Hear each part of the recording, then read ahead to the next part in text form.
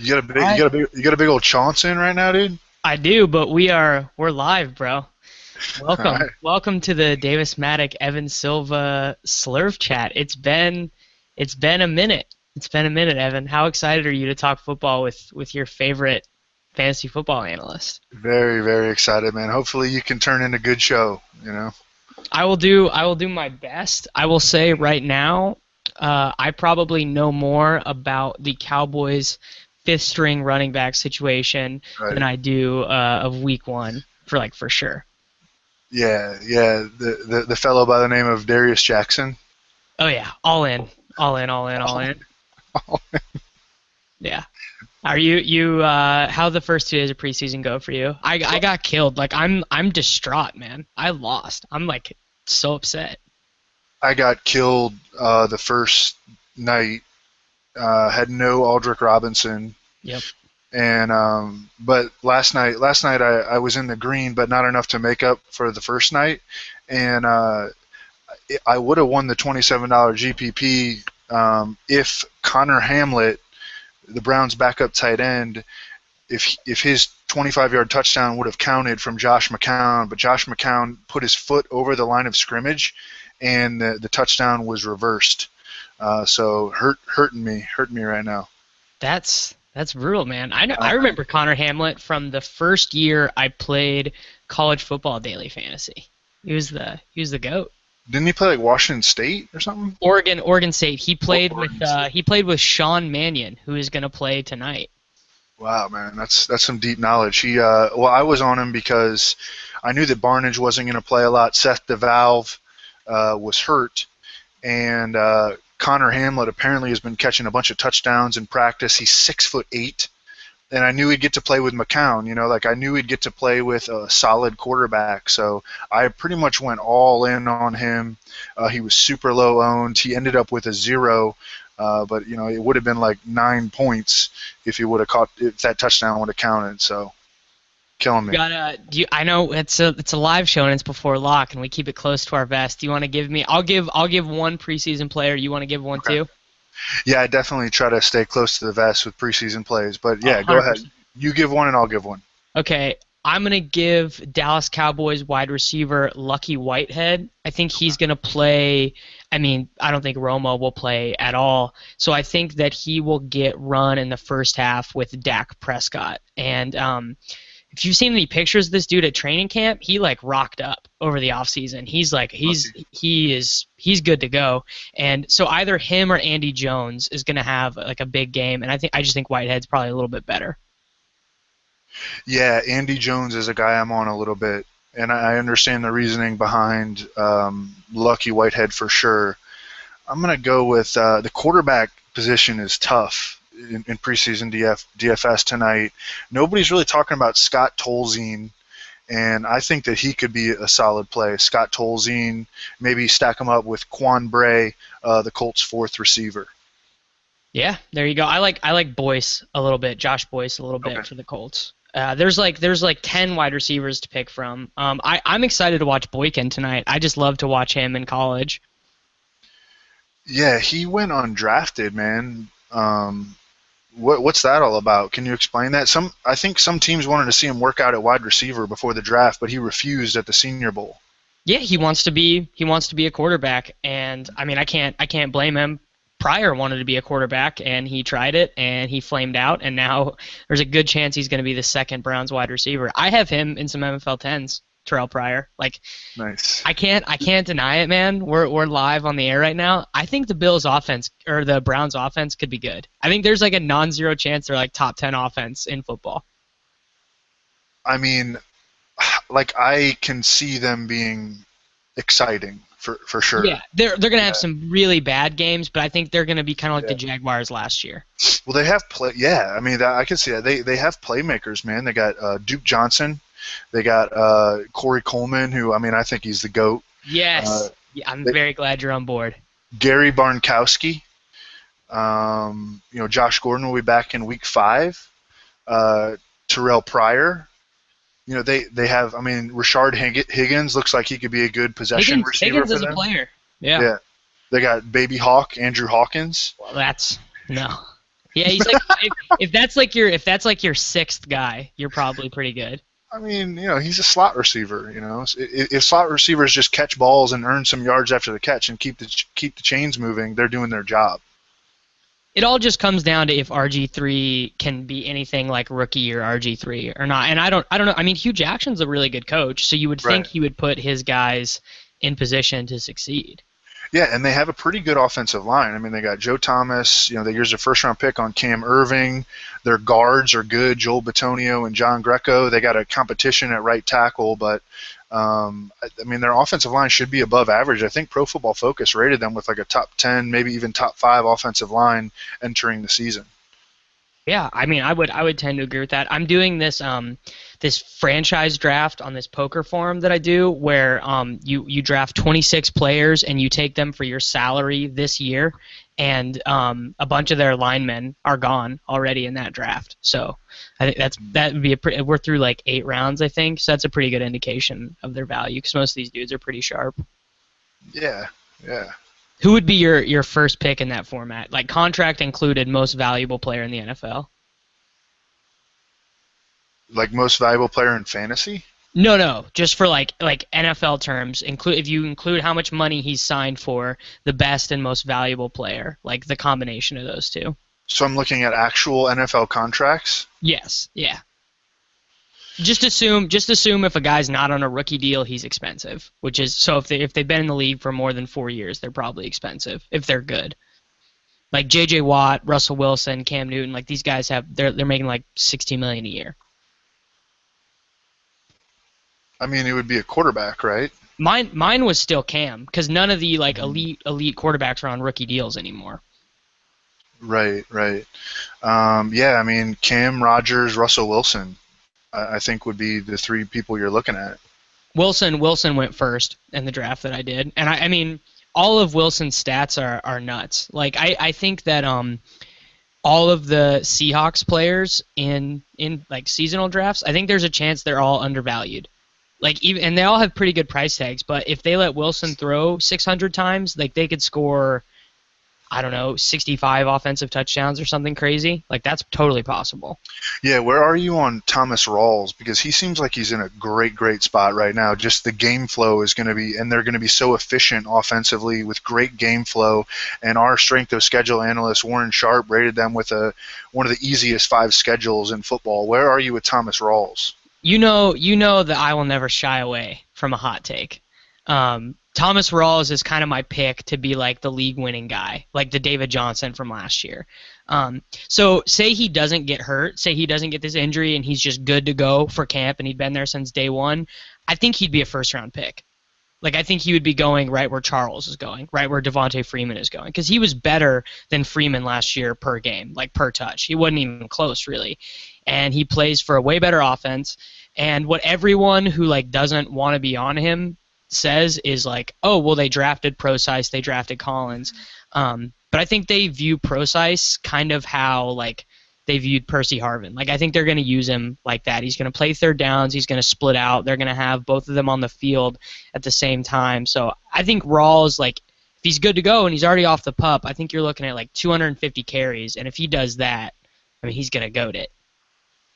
Oh yeah, if he gets 250 carries, I mean, he's going to score 10 touchdowns at least. Yeah, I can't wait to. I'm thinking about using a Seahawks team stack at home in Week 1 against Miami. I just think they're going to destroy the Dolphins in Seattle. The Dolphins' pass defense looks like it's going to be pathetic. Who do they even have left at corner? I honestly don't know. Their number 1 is Byron Maxwell. Oh, that'll work.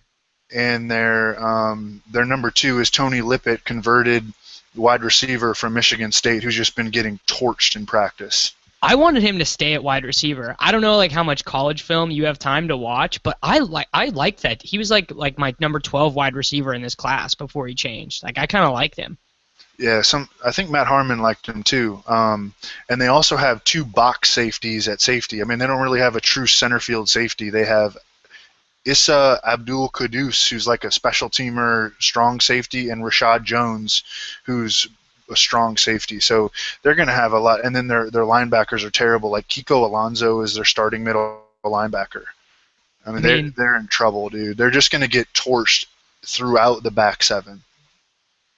So do you give Kiko any chance of bouncing back and being good?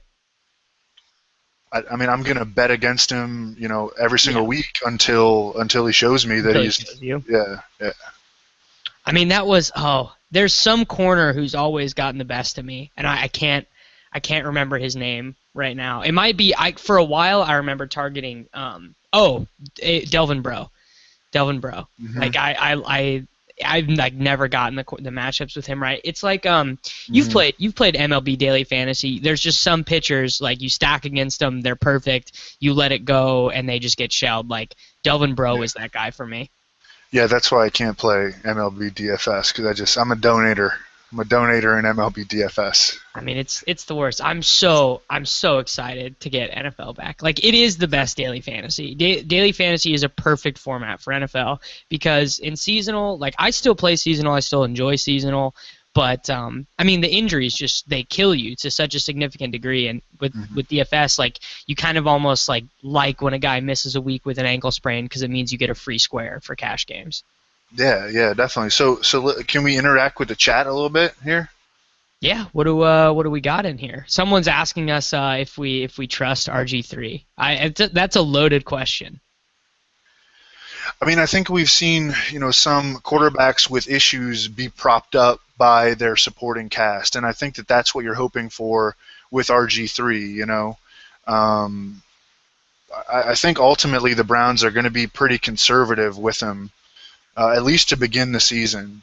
I mean, he showed us a little bit of what his issues are last night. He made a great play and then he made some bad plays. Fumbling handoffs, throwing interceptions, hitting Terrell Pryor for a 50-yard bomb. Pryor the GOAT. So he's a rehab project. The Browns know that, and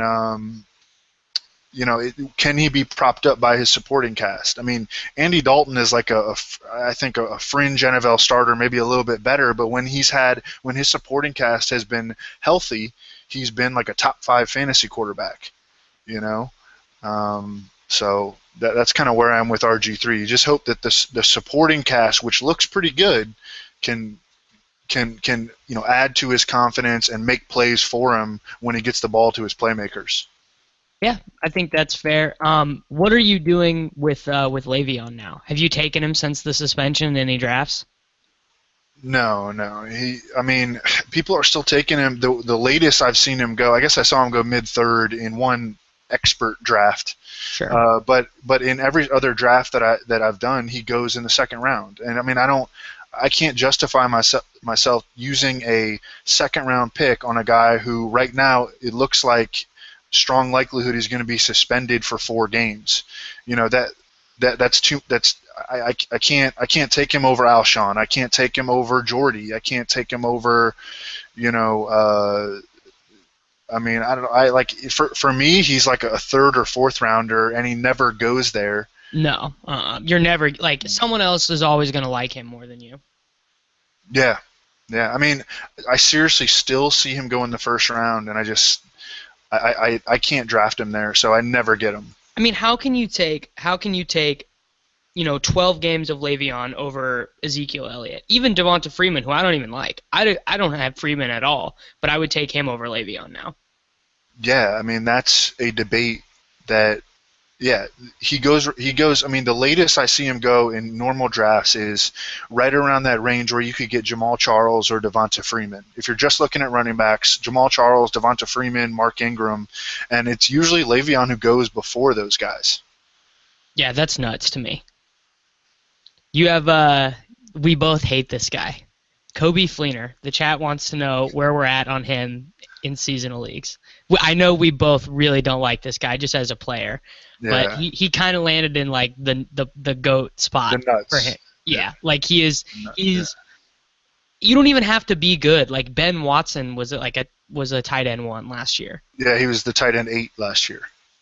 Yeah, like Fleener caught like 70 balls, led all tight ends in red zone targets. I mean, for me, so I don't know if you can expect like great consistency from Kobe Fleener, especially in an offense that has so many weapons. I mean, they added Michael Thomas, they got Mark Ingram, Willie Snead definitely isn't going away. Brandon Cooks looks like a player that will continue to ascend. So I don't know if on a week-to-week basis he's going to be super consistent, but I think at the end of the year, if he stays healthy, and Kobe Fleener, for all of his faults, he's always stayed healthy. Yeah, he has. And It was he's always also Allen who got hurt. and he's been a high finisher among tight ends too. I mean, he was the tight end 6 in 2014, and whenever Dwayne Allen would get hurt, Kobe Fleener was like a top 5 DFS play in daily fantasy. So I have Kobe Fleener as the tight end 5 right now in season long. So depressed that this Ladarius Green thing is happening, this headaches thing. This is terrible because Sammy Coates is not good. He would have been like the second guy. He could have been. Man. It's really brutal. I'm like waiting for Eifert to come back though. Eifert's like the GOAT DFS guy. Because people don't like to take him because of Andy Dalton, but he's like baby Gronk. And plus, they lost so many targets and replaced him with, a rookie and Brandon LaFell. So Eifert was going to be in a great spot. I still think he is, and he goes super late now in drafts. I mean, for me, he would have been like maybe like a 5th-round pick, if he was 100% healthy. But now he goes like 8th round. So if he only misses, 1 or 2 games, and his target should rise, and he's put on this earth to high point touchdown catches. Yeah, no doubt. I like him where you can get him in drafts, and then you could get like Antonio Gates in the 10th round, to kind of hold you over until Tyler Eifert is healthy. Where are you at with Gates, man? There's a strong narrative on him this year. Do you know the narrative? The narrative, I believe it. But so here's the thing: I would bet anything, and if a book will let me do this, I will bet on him breaking the touchdown record this year. What is it? He needs 8. He needs 8 more, right? 8, yeah. So he might catch that 8th touchdown and just walk out the end zone, out of the stadium to his car, and go drive back to his beautiful home in San Diego. Like there's because the Chargers aren't going to be good. The Chargers are going to finish last in that division, and I mean Rivers said like, we're getting Gates this record. And so I think you can just, when you fill in your projections for Gates, you just write in 8. Like, he's going to get it. Well, if he scores 8 touchdowns, like, he's a lock to finish as a top 10 fantasy tight end. And, I mean, I'm gonna probably be on him in DFS because I think they're going to be trying to feed him TDs. Well, who else do they even have? It's Keenan Allen, Gates, terrible Melvin Gordon, and they sent Travis Benjamin was their free agent signing, and Malcolm Floyd finally retired. Here's a nugget that I got from a Chargers beat writer. The other day I retweeted some positive news about Melvin Gordon, and immediately in my DM box, a Chargers beat writer hit me up and he goes, you know what, based on what we've seen in camp, Melvin Gordon, hard to be too optimistic. And this guy's a really, really good beat writer. So, I mean, and beat writers are not 100% for sure, but this guy has never failed me in the past, and I think it's still going to be Woodhead's backfield. Yeah, I just don't think Melvin Gordon is that good. Like, I think that he ran behind the GOAT offensive line, and he developed a bunch of bad habits because he has really good long speed, but he doesn't have great short area agility. And in NFL, the running lanes just aren't there. And I also think there's a strong trust factor, with Woodhead and Phillip Rivers. Kind of like, I mean, we know that Janis can play, right? We know that he can play, but he could never get the trust of Aaron Rodgers, right? And so that was the obstacle that he could never overcome. And I think that Rivers trusts Danny Woodhead. Totally. And I mean, if just look at their red zone touches last year, Danny Woodhead had 30, Melvin Gordon had 13. Woodhead's going to catch the passes. He's going to be in there, near the goal line. I think he's a great fantasy pick once again, and I understand like Melvin Gordon falls to places in drafts where it seems like he could be really be a great ROI guy if he hits, but I think that I don't have a whole lot of optimism that he's going to hit, so I'm pretty much letting other people draft him. I mean, he had 200 touches last year and didn't score. Like, I don't know. That's just. I take Amir Abdullah over him.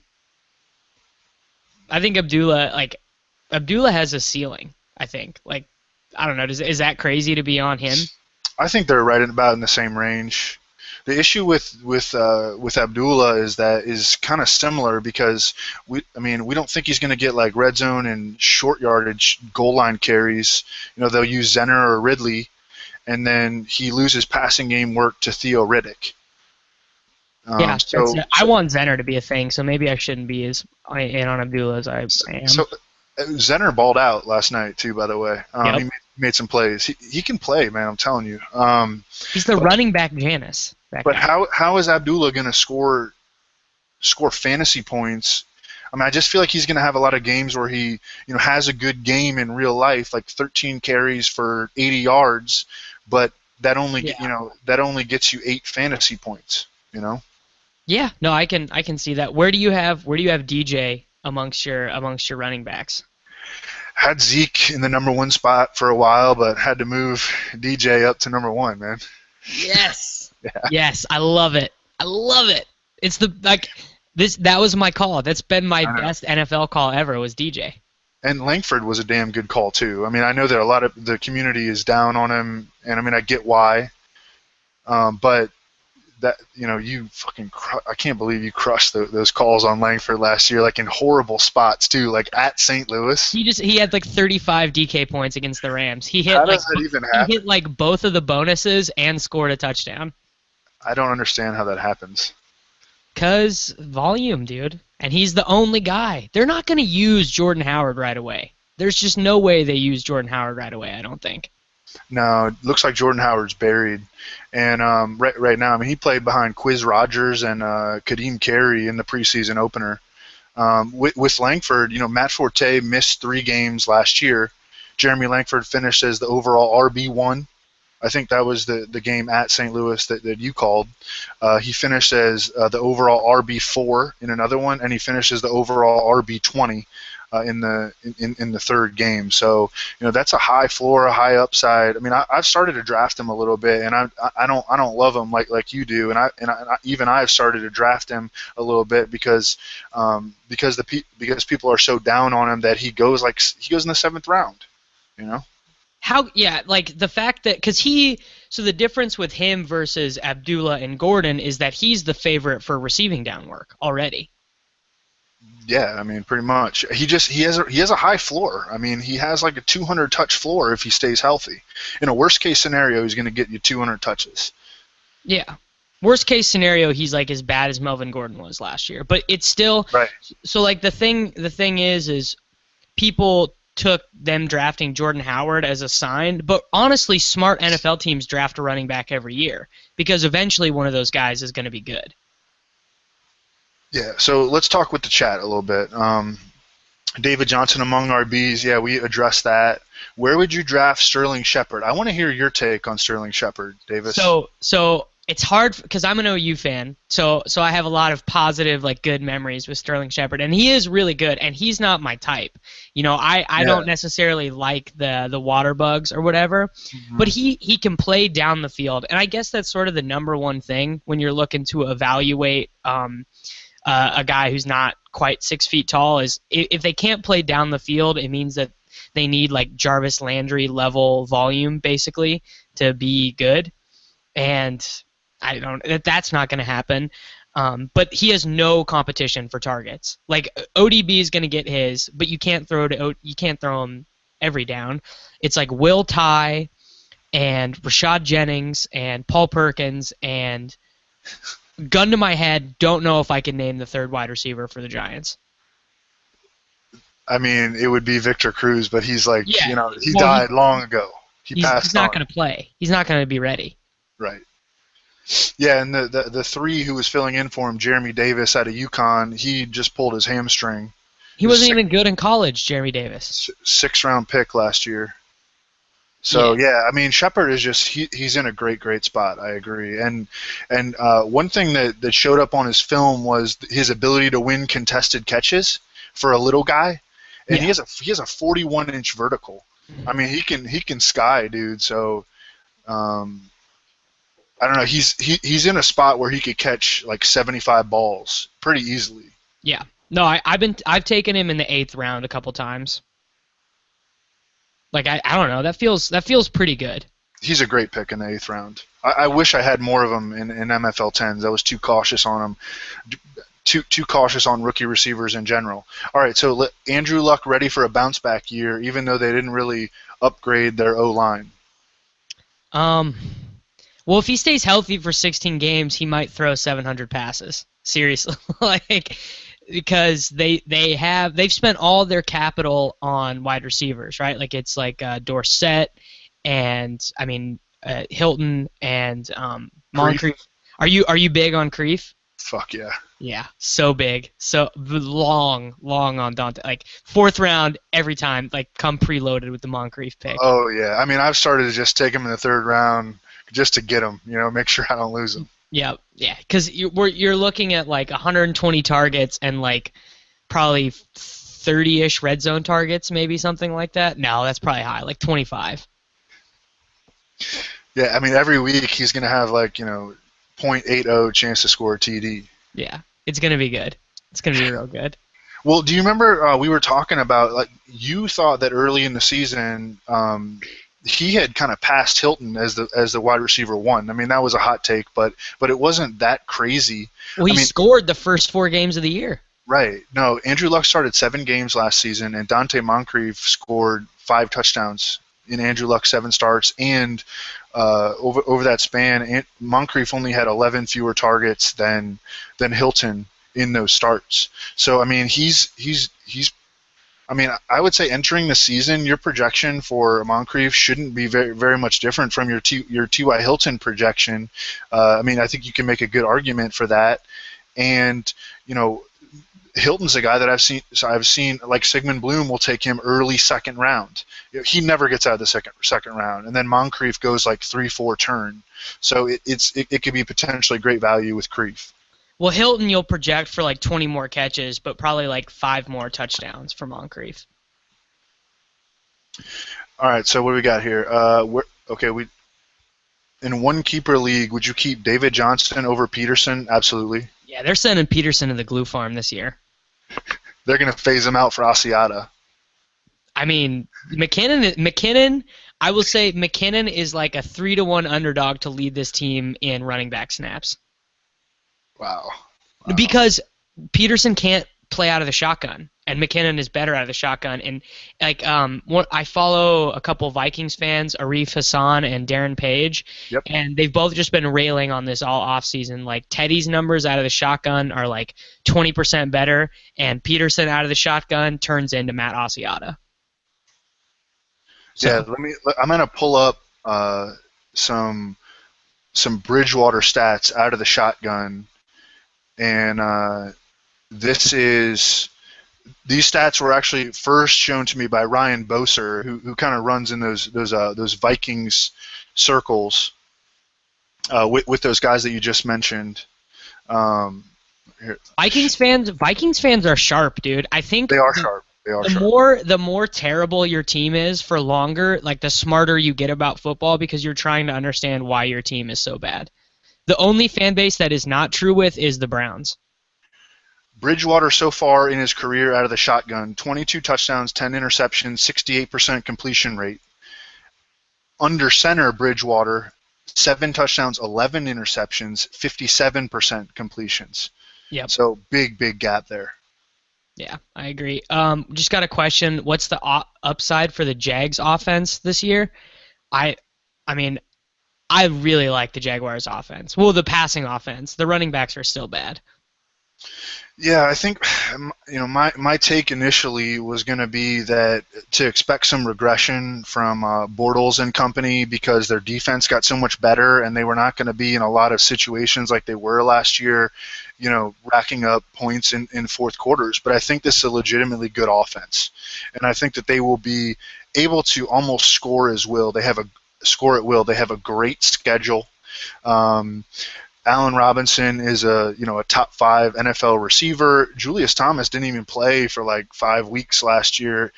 Even if you don't like him, like he scores touchdowns.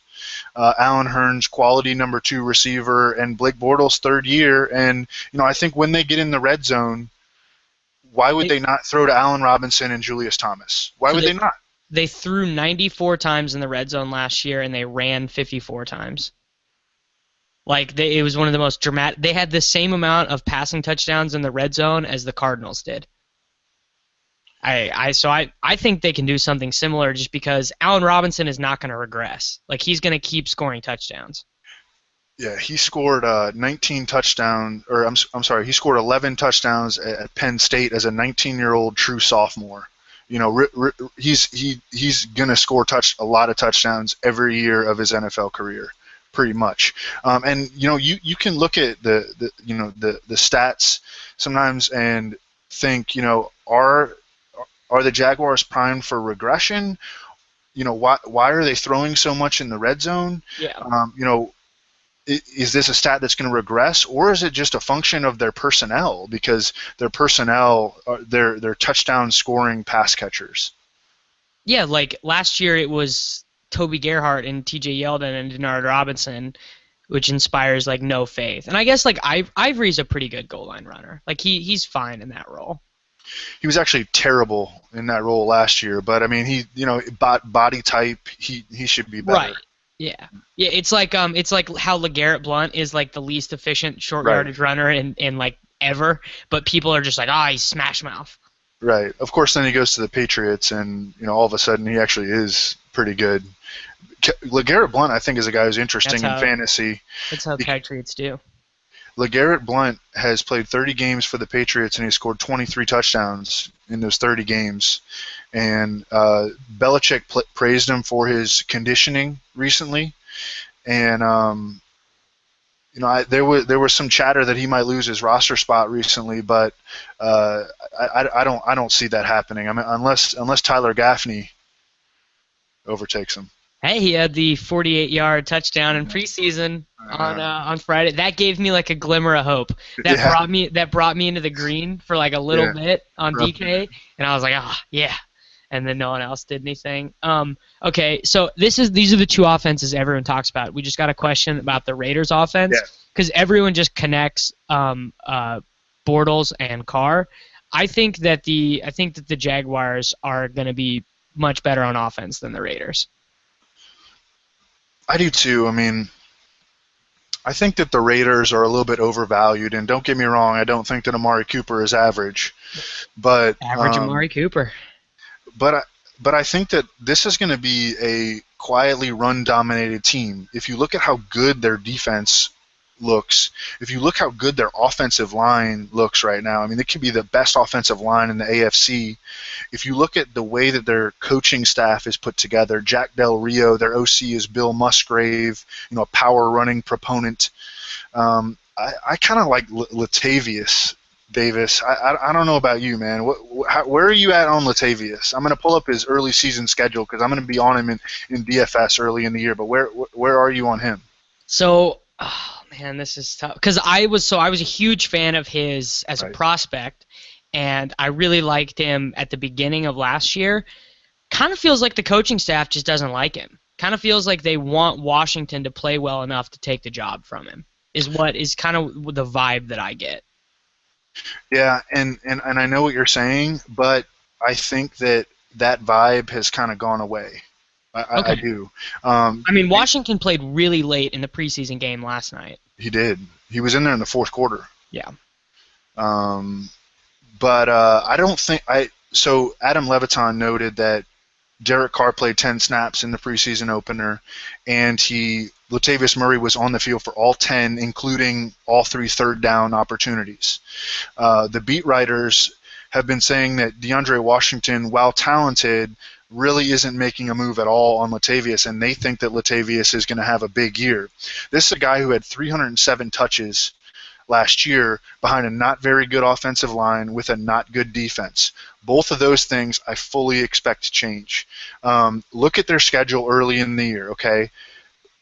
First, they play at New Orleans. Latavius Murray. So that could Easy. be we could have some issues with gain flow there, but that's a great matchup for Right. Latavius Murray. Week 2, Raiders come back home. They play the Falcons. The Woats. So Legitimately one of the most talentless rosters in football. so Latavius is going to be in a great spot. You know, you love to play running backs at home against teams that are inferior, and Latavius should be a chalky play in week 2, I think. In week 3, they play the Titans. In week 4, the Ravens. In week 5, at home against the Chargers. So that is a great way to kick off the season, I think, for really the entire Raiders offense, but to me, Latavius Murray in particular. Yeah. No, it's so my issue is not with Murray's skill set. It's just that they also didn't like to use him on passing downs last year because they had Halou, but Halou is gone now, right? Yes, they cut him. Yeah. So there you go. I think that that might be a sign that they're at least willing to use him in that role a little bit because he was good at that role. He was a fine pass catcher. But the thing that sucks is that Cooper is not a good red zone wide receiver, and so they don't really have one. That's an issue, man. I mean, I see him go second round in a lot of drafts, and I mean, I think 13 red zone targets last year. Yeah, actually, he didn't even have that many, dude. Was it? Maybe it was he had 9. He had 7. He had 7, and he had 0 inside the 10. 0. And shout out to the film watchers who have noticed this about Amari Cooper, that they didn't think he was great as a contested catch winner, which is kind of what you want from your wide receiver 1. Yeah. And he only had a 33-inch vertical, which may explain that partially. That's a low vertical, man. That's like Ruben Randall territory. But I mean, that may sort of explain why they didn't envision him as a guy that they wanted to feed the rock to in tight quarters where everything's bunched up in the red zone. And Crabtree had almost twice as many red zone targets as Amari Cooper. Clive Walford, who was a part-time player, had as many. Seth Roberts, the slot receiver, had more red zone targets than Amari Cooper last year. So while I love Amari Cooper, and I mean, he's still, I'll still take him in the 3rd round for sure.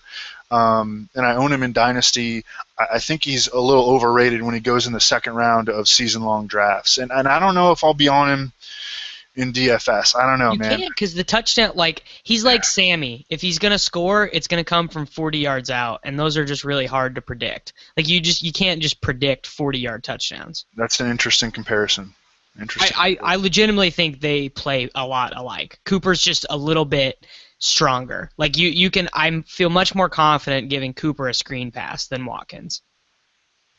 Let's talk Watkins, dude. What are you doing with him? Well, I mean, he has the injury issues, but it seems like the injury issue is not. I moved him up in my rankings to like a fringe 2nd, 3rd round pick. And that's aggressive, I think. Like a lot of people have him higher than that. But he's a guy who he has the injury concerns, and he also has major volume concerns. Huge volume concerns. Major volume concerns. So I don't know. I mean, he's going to have some big weeks. He's a great best ball pick, I think. Yes. But I don't know. I mean, he usually goes before I want to take him. Usually. Watkins had the same amount of targets per game to the decimal as Martellus Bennett last year. 7.3 targets a game. Wow. He's like, I totally get why people like him and why people project the growth, but the Bills aren't going to throw enough. They're gonna run LaShawn McCoy and Jonathan Williams or Mike Gillislee 30 times a game. Yeah, so the one approach that I've taken actually to Sammy Watkins is, instead of taking him in the 2nd or early 3rd round, I'll just take Tyrod Taylor in the 13th round. And that'll be my exposure to Sammy Watkins. And I mean, I love Tyrod this year. He's essentially on, he's got the contract year narrative because that's really what his contract is. It's a 1-year deal where if he has a good season, he makes $27.5 million next year, so a lot to play for. I also liked how he showed that he was matchup proof last season. When him and Watkins are rolling, in the second half of the season, they had games against the Chiefs and the Texans. You remember this? Like, I remember writing in my article, like, there's no way that Tyrod's going to do anything this week. And he was like a top 5 fantasy quarterback in both of those weeks when the Texans and the Chiefs were like playing at elite level defensively. So I don't know. I love Tyrod this year. You have to. You have to love him. Like, he's just I don't know. I think he's what would be the comparison? He would be like the Aldi version of like a Vic type quarterback or Cam Newton. Like, he runs well enough. He's very accurate on the short throws and is like, I don't know. He made some pretty good bucket throws to Watkins last year. The problem is their weapons outside of Watkins are all like bad. Are an issue.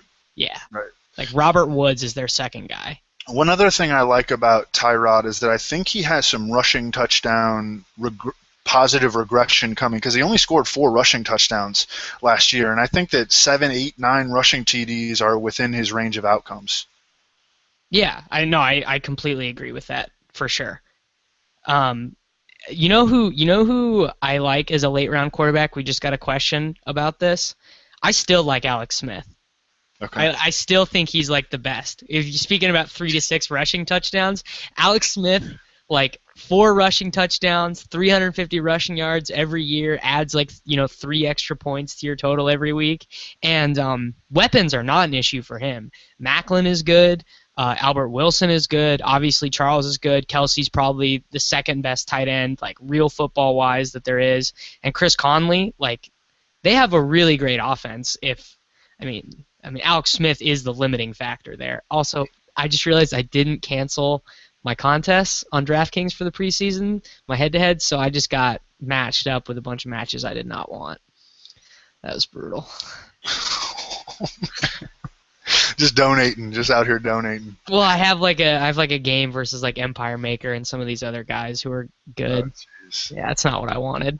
Leviton told me that maybe I shouldn't repeat this. Okay, we'll just move forward. We're good. It's a forward-thinking show. Right. What we got any questions in here? Yeah, we got one about Dion Lewis. Where are you at with him for seasonal? We got to talk about Dion Lewis and Kelvin Benjamin. Yes. Dion Lewis, man, I've gone back and forth. On him. Tell me what you think. Well, he's still a Patriots running back, and 100% they need someone in that role. The shitty thing was that they extended his contract the week before he got hurt. So, good for him. I'm glad that he got paid. He's super talented. I really like Dion Lewis. But the problem is we didn't really see, any sort of news this offseason with him practicing with the new contract, because it's basically just been he hasn't practiced yet. They don't have a role for him yet. And James White has been playing that role. And, James White is fine. Like, he's not a bad player at all. He can play the Falk role. He's just not so good that becomes a real great fantasy role. But Lewis is so good that it does become a really fantasy relevant role. So it's just a matter of if they make him sort of the lead dog or they do White, Lewis, Blunt. I don't know. If you don't want to draft Dion Lewis, that's what you're assuming, I would guess. Yeah. And he's also a guy whose fantasy value is very much dependent on which scoring system you play in. Yes. If you play non-PPR, he gets downgraded like 2 rounds, but I could see being aggressive on him in a PPR league. Last year in the first 6 games, when they actually did use him as, I wouldn't say like a workhorse, but he was their feature back. And in PPR last year in the first 6 games, he was the overall RB5 to that point. And if you extrapolate his stats, he was on pace for like almost 11 touchdowns. But I don't know, that's going to be hard for him, I think, to duplicate. And the feeling among the beat writers, like Mike Reese, who's one of the best in the nation, is that they want to take him from a guy who last year played about 66% of their offensive snaps to a guy who this year will play like in the 40s, because they want to try to extend him and keep him in the lineup for 16 games. So Right. I don't know. He's tough, but the upside is undoubtedly there. The other concern about him has to be he is almost completely reliant on his short area agility, and the specific knee injury that he got could just like kill that. That would suck. If he comes back and he's not the same player, that would suck. Yeah, that would not be brutal. All right, so now we got to talk about KB.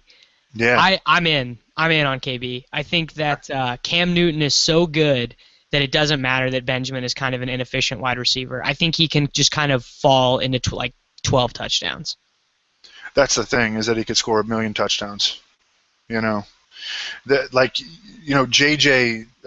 pointed him out, and I did too, as very early in the process, looking at where MFL 10 guys were getting drafted, and he's getting drafted ahead of guys like that are just going to get way more targets than him, Yeah.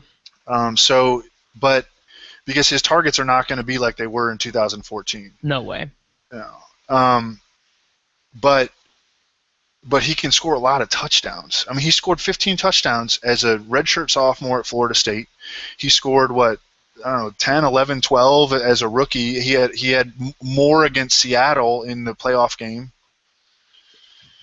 And that was not the version of Cam that we saw last year. The version that we saw of Cam last year is like top 5 passer. Like not just top 5 quarterback, top 5 passer. Like he got better for sure. Yeah, and Funchess was in the first preseason game, which again, grain of salt, but just something to worth noting. Funchess was not like he was not a full-time player with the ones. He lined up as the Panthers' X receiver in one wide receiver sets because they view him as their best blocking receiver. But in 2 receiver sets, I mean, it looks like it's Benjamin and Ginn at this moment. Now that can change for sure, but that's something to keep in mind. Yeah, no, I can agree on that. I kind of like Funchess. Like I'm kind of a little bit partial to him, but I don't know. He always struck me as kind of like a redshirt player because his quarterback play at Michigan, I mean, these guys that they had him playing with, like he didn't even really get to play the position. Like he just never really got to learn. This is only his 3rd year ever playing wide receiver. He was a tight end always because he was so big. So I like him too. It's just an issue of playing time, because that was his issue last year. I mean, he had a great rookie season on an efficiency basis. I mean, he averaged. He started the season. Like in the first 5 games, he had 6 drops and 6 catches. But from that point on, he averaged over 9 yards a target. He had like 5 touchdowns in the last 11 games, and that was with the Panthers using him as the 4th part of a rotation with fucking like Corey Brown and Jericho Cotchery and Ted Ginn. I mean, he played less than Cotchery and Ginn and Corey Brown. So I mean, from an efficiency standpoint, he had a really, really promising rookie season. It's just will he all of a sudden become a full-time player? And I don't know, just based on the preseason opener, it looks like he might not. Ted Ginn's like drop in the Super Bowl like haunts me. I mean, worst sports betting day of my life was I had it all. I had it all on Cam. I hope you have good beats sometimes, Davis. No, just all the bad beats, mate. All the bad beats. All right, let's talk some Marvin Jones, Golden Tate. Yeah, so the Lions may just end up being just a tire fire because if you look at Matt Stafford's career numbers throwing at everyone who is not Calvin Johnson, they are really bad. Like he turns into Sam Bradford when he's not throwing to Calvin Johnson. And not only will he not be throwing to Calvin Johnson, but the threat of Calvin Johnson is also not there. Like Marvin Jones against number 1 cornerbacks, that's not going to end well. I don't think, at least. I don't know. Do you like Marvin Jones? I like him okay. I see. I really like Golden Tate, but I always liked Golden Tate more than you did. Yeah, he's not a Davis Mattek player. Right, right. So I don't know. I mean, you go back and look at his production when Calvin has been out, or a decoy, or just wasn't a big part of the offense. And I mean, The targets will be there. that's enticing for me. That's very, very enticing for me. Well, he is a little bit of a Davis Mattek player because of the wave he did going to the end zone against the Rams. That was pretty. That was like an alpha move. When Oh he, yeah, when he that was when he awesome. scored the touchdown and taunted all the way there. That was pretty cool. He has a history of doing these things. I remember at Notre Dame, he jumped into the Michigan State band. Yeah. Yeah. All right. So maybe I need to rethink my stance on Golden. Yeah, you do. Yeah, you do. He might be awesome. All right, there were 7 games over the past 2 seasons where Megatron either didn't play, was used as a decoy, or was held to 1 catch or fewer. I mean, these are kind of cherry picked, so Sure. but all right. So 9 catches for 60 yards and 2 touchdowns, 6 catches for 45 yards and 2 touchdowns, 8 catches for 116 yards, 7 for 134 and a touchdown, 7 for 44, 10 for 154, 1, and 7 for 151, 1. That's Golden Tate over the last 2 seasons, with Calvin either not playing, used as a decoy, or held to 1 catch or fewer. Like, that would include games like against New Orleans last year. Remember when everybody was on him in DFS, when everybody was on Megatron in DFS against New Orleans last year, and he couldn't run. Yep. Oh yeah. He couldn't run, and Golden Tate just took over. But maybe that's a product of just Megatron being out there and helping him. But the point is that I think that Golden Tate has a chance at a really big year, but we'll see. Yeah. Okay. All of that's fair. Do you have any other dudes you want to discuss? I don't want to put it all out there on the first show. Oh. So. Right. No. Definitely not. And let's make this our last thing that we talk about. Yeah. Will adding RG3 help Duke Johnson out in a PPR format?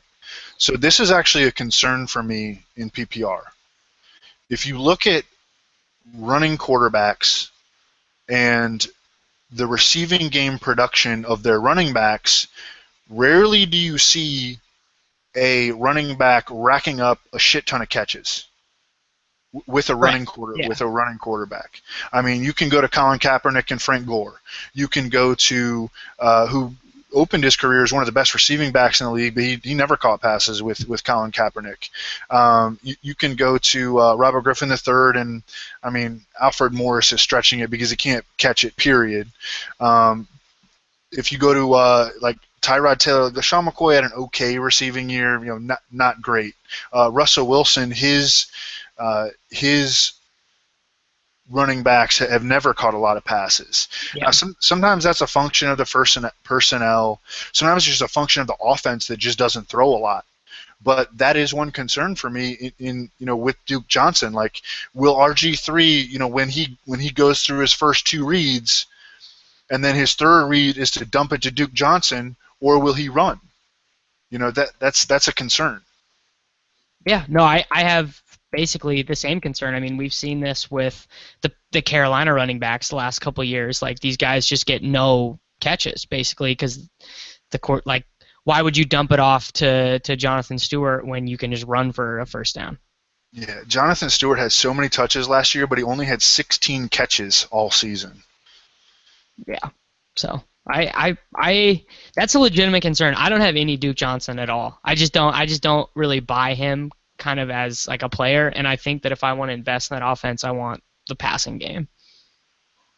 Corey Coleman. He's gonna, like, that dude was born to score touchdowns. That was what he was put on this earth to do. He's fucking awesome. Yeah. All right, we're gonna leave everyone with that. Thank you for joining Evan and I to talk some NFL football. Feels good to be back, man. I'm already sweating Alex Smith being the WOT, so it's awesome.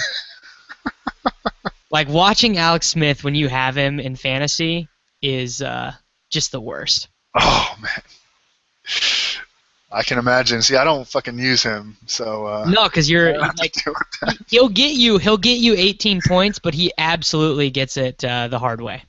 Yeah. That's the only way. That's the only way to describe it. All right, everyone. Thank you very much for listening. Evan and I will be back next week.